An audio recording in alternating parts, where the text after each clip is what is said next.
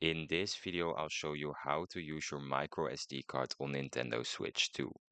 Step 1. Power off your console. Completely turn off your Nintendo Switch 2 before inserting or removing a microSD card.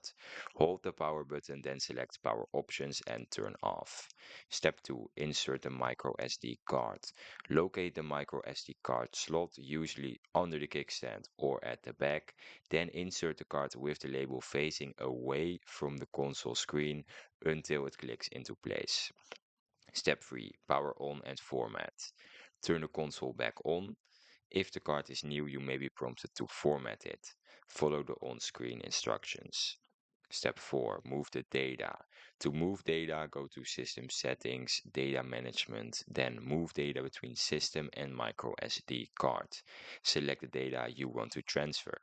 This step is optional and you don't have to do this.